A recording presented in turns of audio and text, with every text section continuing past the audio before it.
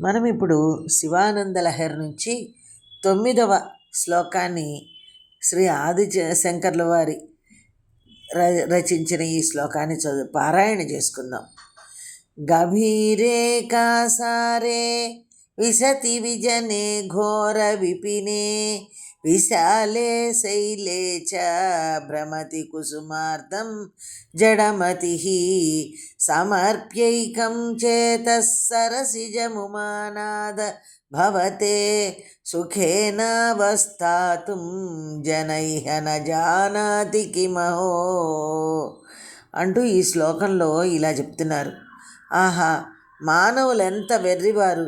లోతైన చెరువులలో నీదులాడుచు చిక్కులు పడుచున్నారు. లోతైన చెరువుల్లో ఈదులాడుచు చిక్కులు పడుచున్నారు.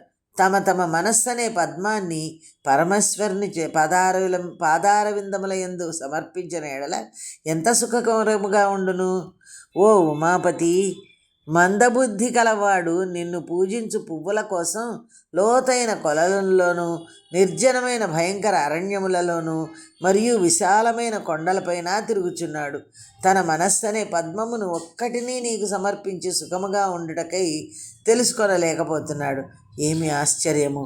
ఓ పార్వతీనాథ, మందమతి అయిన వాడు నిన్ను పూజించాలని పువ్వుల కోసం సరస్సులు, కొలలలోను, అడవుల్లోనూ విశాలమైన పర్వతముల మీద అన్వేషిస్తున్నాడు.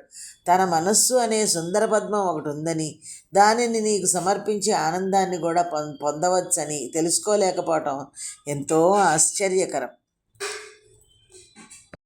అంటూ శ్రీ ఆదిశంకర్ల వారు మనకి ఈ శ్లోకాన్ని అనుగ్రహించారు. ధన్యవాదాలు.